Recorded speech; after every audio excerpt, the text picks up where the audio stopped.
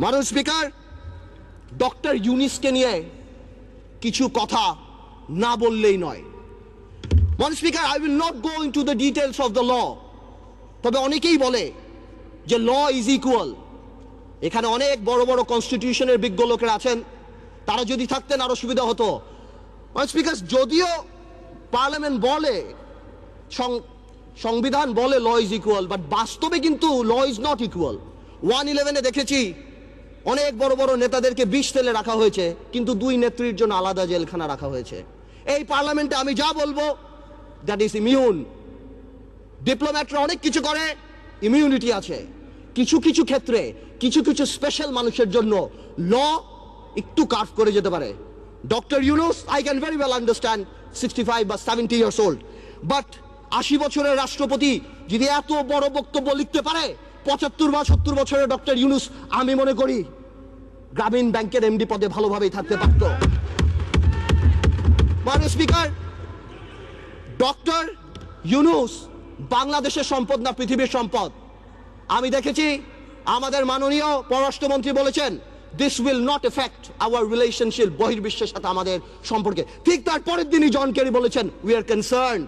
23 জন কংগ্রেসম্যান বলেছেন we are concerned. বহির্বিশ্ব ফোন উঠে ঝগড়া করবে না, এটা তাদের diplomatic language, that we are concerned, we are looking into the matter. Doctor Yunus আমাদের মতো না। আমার ফোনে সবচেয়ে বড় ভিআইপি ফোন করে জয়নাল আবেদিন ফারুক সাহেব, আর ডক্টর ইউনুসের ফোনে ফোন করে হিলারি ক্লিন্টন। মনে রাখতে হবে সে কোথায় উঠে গিয়েছেন। ডক্টর ইউনুসের এই ব্যাপারটা অ্যামিকেবলি সেটেল করা যেত। আই হ্যাভ উইটনেসড ইট। আমি নিজে দেখেছি বিবিসিতে হোয়াইট হাউস স্পোকসম্যান বলছে we are deeply concerned, this is Yunus allergy. আমি জানি অনেকে বলতে পারবে এটা আমাদের সার্বভৌমত্ব, আই ক্যান আন্ডারস্ট্যান্ড, এটা আমাদের সার্বভৌমত্ব, কিছু একটা ব্যালেন্স নিড টু বি ড্রন। এখন সার্বভৌমত্বর সাথে ব্যালেন্স, এখন গ্লোবালাইজেশনের সময় কালকে বাংলাদেশের বিপদ হচ্ছে, আমরা তাদের কাছে যে হাত পাততেছি, দুই নেত্রীর মনোমালিন্য হচ্ছে, নির্বাচনে যাব কি যাব না, আমেরিকান এম্বাসির দাওয়াতে ভিড় লেগে যাচ্ছে, এখানে ভিড় লেগে যাচ্ছে, আর যখন কোনো কিছু হচ্ছে তখন কি বলা হচ্ছে এটা আমাদের সার্বভৌমত্ব ব্যাপার। এটা সার্বভৌমত্ব ব্যাপার না, এটা পার্সোনাল ভেন্ডাটার ব্যাপার। সংসারের কথা আসতেছে, excuse me, I would appreciate if you let me finish. Yes, please, uninterruptedly. Thank you. Understand it? Yes, you should know it. আমি আরেকটা কথা বলতে চাই। সন্ত্রাসের কথা আপনি বলেন, একটা চেইন অফ কমান্ড থাকতে হবে। যেই দেশের স্বরাষ্ট্র প্রতিমন্ত্রী শাহরুখ খানের কনসার্টে যে মাটিতে বসে, সেই দেশে কি হতে পারে? মান ইজ্জত কোথায় যায় আমাদের? আ মন্ত্রী ইজ নট আ পারসন, আ মন্ত্রী অফ দ্য ফ্ল্যাগ। সেই মন্ত্রী আমাদের, সেইখানে স্বরাষ্ট্রমন্ত্রী যেই কাজ করে, এই দেশে এগুলি হতেই পারে। মাননীয় স্পিকার, অনেক কথা বলে অনেক কিছু শেষ করা যাবে না, তবে আমি এতটুকু বলতে চাই ডেমোক্রেসির সাথে গুড গভর্নেন্স থাকতে হবে, মোরালিটি থাকতে হবে। আপনি কল্পনা করতে পারেন মাননীয় স্পিকার, একজন অ্যাটর্নি জেনারেল ওই পদে বহাল থাকে, কিভাবে সে বসে বলে কে নোবেল প্রাইজ পাওয়া উচিত, কে নোবেল প্রাইজ পাওয়া উচিত না। এটা অসম্ভব। আমার দুঃখ হয়, আমার ভয় হয় যে মাননীয় অ্যাটর্নি জেনারেল যদি চাটুকারিতা করে আগামীতে ভবিষ্যৎ ল মিনিস্টার হওয়ার জন্য আমার বলার কিছু নাই, কিন্তু যদি তার বুদ্ধি এই হয়ে থাকে যে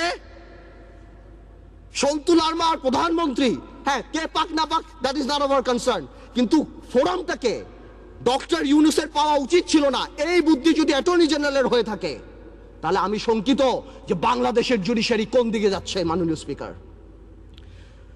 স্পিকার, আমাদের সবার কিছু কিছু ব্যাপারে একটা ন্যাশনাল কনসেনসাস হওয়া উচিত। নতুন প্রজন্মের রাজনীতিবিদ হিসাবে আমি এতটুকু ক্লিয়ার করে বলতে চাই, শেয়ার মার্কেট আওয়ামী লীগ বা বিএনপির প্রবলেম না। আমরা চাই এটা খোলাসা হোক। কেন এতদিনের রিপোর্ট আসছে না? আমরা জানতে চাই যারা সেলফ ডিক্লেয়ার্ড ব্যাংকরাপ্ট ছিল তারা কিভাবে 30-40 হাজার কোটি টাকা আছে।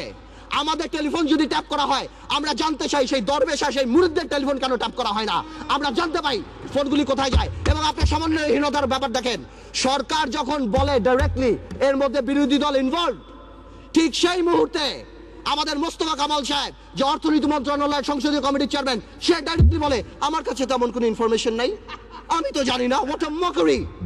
এটা প্রধানমন্ত্রী রাজনৈতিক স্টেটমেন্ট দিয়েছে, উনি ইনফরমেশন দিবে কিভাবে? মাননীয় স্পিকার, প্রথম আলোতে দেখলাম ওনার কোম্পানির 10 টাকা শেয়ার নাকি 290 টাকা হয়েছে।